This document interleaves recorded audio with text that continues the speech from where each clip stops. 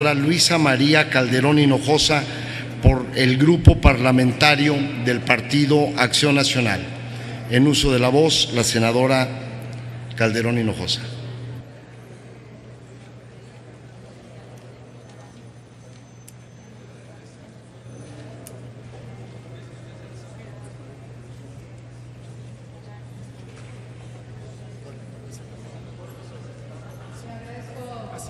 Presidente, todos quienes pertenecemos a la comunidad internacional de América Latina y Caribeña estamos siempre muy atentos a lo que pasa con los países vecinos y que además son nuestros países hermanos.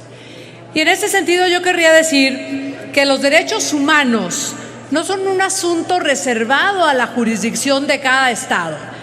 Los estados nacionales están sometidos, especialmente Venezuela y muchos de los países a los que pertenece América Latina y el Caribe, estamos aceptando las condiciones de la OEA porque pertenecemos a la Organización de Estados Americanos y como tales no podemos hablar de intromisión, sino de obligaciones que los estados parte tienen que cumplir para con los derechos humanos.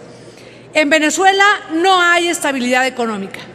La inflación superó en 2016 el 500% según cálculos del Fondo Monetario Internacional, debido a que el modelo económico, yo diría político, ha resultado una verdadera receta para el desastre.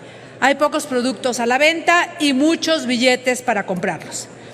Según información de Datos, empresa que mide las necesidades del consumidor, 93% de la población venezolana afirma que puede comprar la mitad o menos de las cosas que necesita.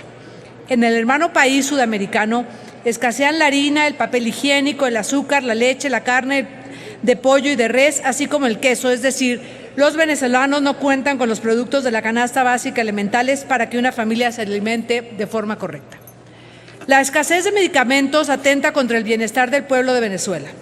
Según la Federación Farmacéutica Venezolana, el desabastecimiento de medicamentos es de un 85%, lo que genera una verdadera crisis humanitaria. En la mayoría de las farmacias de Caracas no se pueden encontrar antibióticos, hipertensivos, anticonvulsivos, anticoagulantes, analgésicos, entre otros medicamentos utilizados en el tratamiento de enfermedades como el cáncer, la diabetes y el VIH. En Venezuela no hay libertad de expresión. El gobierno de Nicolás Maduro es intolerante con las manifestaciones de los ciudadanos que están en contra de su administración. Se llama traición a la patria manifestarse en contra de algo. ¿Qué pasaría en México si esta condición se cumpliera? Apenas el martes, elementos de policía y la Guardia Nacional lanzaron gases lacrimógenos, dispararon y lanzaron balas de goma para reprimir protestas que se dieron en todo el país. Los ciudadanos, al defenderse, fueron tildados de agresivos, violentos y provocadores, lo cual representa una violación adicional a los derechos civiles y políticos de la población, a la vez que atentan contra el derecho a la vida y la integridad física de los venezolanos. Las imágenes hablan por sí solas. Elementos policiales al servicio del chavismo arrastrando del cabello a una periodista y golpeando a jóvenes que se manifestaban afuera del Tribunal Supremo de Justicia, que no intentaban entrar al recinto ni arrojaban cosas hacia su interior, solo protestaban contra la complicidad del Poder Judicial. La represión ha alcanzado incluso a los diputados de oposición como Juan Riquesens, líder estudiantil, cuya lesión en la cabeza provocó que recibiera 56 puntos de sutura. Por su parte, el diputado Carlos Paparoni fue golpeado a las afueras del Tribunal Supremo de Justicia mientras se manifestaba contra las decisiones de dicho órgano. Se vale disentir, estamos en una democracia, estamos buscando que haya participación y que haya diálogo. Ese es el régimen de Nicolás Maduro, de cuerpo completo, intolerante y represor, que ni ve ni oye las necesidades de su pueblo. Yo querría decir que el presidente Maduro en 2009 pidió que se aplicara la Carta Democrática para el caso de Honduras y además pidió que se aceleraran o que se incrementaran las acciones de presión.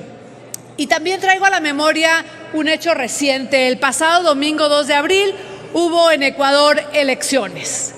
Y el gobierno de Correa y sus correligionarios están acudiendo a la declaración de la OEA de que fueron unas elecciones válidas y democráticas. A este gobierno o a estos amigos rojos que les llaman, les gusta la decisión de la OEA cuando les favorece y no les gusta cuando no. Estamos viviendo en Venezuela realmente una situación crítica en la que lo que importa es la vida, la seguridad, la libertad de las y de los venezolanos. Y más allá de eso, hay una situación y una actitud de intolerancia de Maduro y de su grupo. En Venezuela no hay separación de poderes. La violencia y la hostilidad también han caracterizado la actitud del gobierno chavista contra la Asamblea Nacional, un órgano democráticamente electo cuyas leyes o resoluciones son desconocidas desde el inicio de su gestión en enero de 2016 por el Poder Judicial y el Poder Ejecutivo. ¿En qué país del mundo verdaderamente democrático el Parlamento no puede reformar o aprobar leyes o cambiar periódicamente a sus gobiernos llamando a procesos electorales ciudadanos? La resolución del Tribunal Supremo de Justicia de Venezuela, que dejó sin facultades a la Asamblea Nacional, representa una prueba más de la dictadura que vive en Venezuela, y que el titular del Poder Ejecutivo le ordene al Poder Judicial corregir su sentencia por la presión internacional que esta generó, nos parece más grave aún. La hostilidad del Parlamento venezolano es tal que en octubre del año pasado, simpatizantes del chavismo entraron al recinto legislativo sin ningún impedimento de los elementos de la policía para atacar a los diputados de oposición y a periodistas internacionales. En Venezuela no hay elecciones. La democracia implica que se llame periódicamente a los ciudadanos a elegir a sus gobernantes, y acá no ha habido. Actualmente la dictadura chavista le ha negado a los venezolanos desde el año pasado el derecho a acudir a las urnas para elegir gobernadores. La autoridad electoral bloqueó por todos medios la realización de un refrendo revocatorio presidencial, que es un mecanismo constitucional para que los ciudadanos evalúen la gestión del presidente Nicolás Maduro. Por cierto, se ha negado muy cuidadosamente a rendir cuentas y a ser transparente en su gobierno. Por si fuera poco, mediante un mecanismo de refrendo, el gobierno ha buscado desaparecer a los partidos de oposición, especialmente a las fuerzas políticas de la Mesa de la Unidad Democrática, quitándoles su registro. En Venezuela sí hay presos políticos. Según el Foro Penal venezolano, hay 117 presos políticos en el país sudamericano, entre los que destacan perfiles de la oposición como Leopoldo López del Partido Voluntad Popular, que fue sentenciado a 14 años de prisión por haber convocado a una protesta en la que grupos paramilitares chavistas causaron la muerte a varias personas. También podemos mencionar a Roberto Enríquez, presidente del partido de la oposición Comité de Organización Política Electoral Independiente.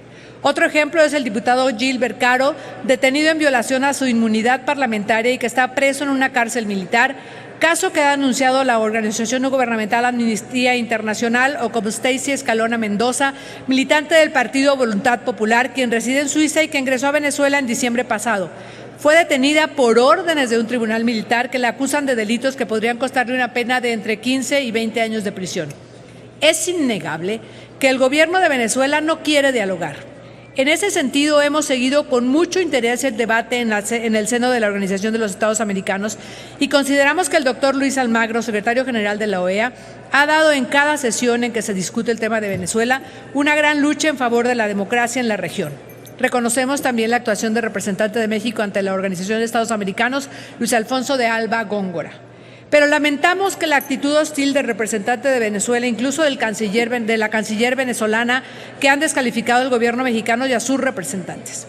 Rechazamos las declaraciones contra nuestro país porque, como siempre hemos sostenido, no somos omisos a los retos en materia de derechos humanos que tenemos en México, pero estamos abiertos al escrutinio internacional y no los negamos. Estamos convencidos que velar por los derechos humanos de los ciudadanos latinoamericanos no es intervencionismo, es un importante tema que ocupa un lugar prioritario de la agenda global y no se llama intromisión, se llama cumplimiento de obligaciones. Nuestra tarea aún no termina. Buscaremos que México siga teniendo un papel más proactivo a nivel global para generar medidas de presión y que el gobierno venezolano cese sus hostilidades contra el orden democrático. Muchas gracias, presidente. Muchas gracias, senadora Luisa María Calderón Hinojosa.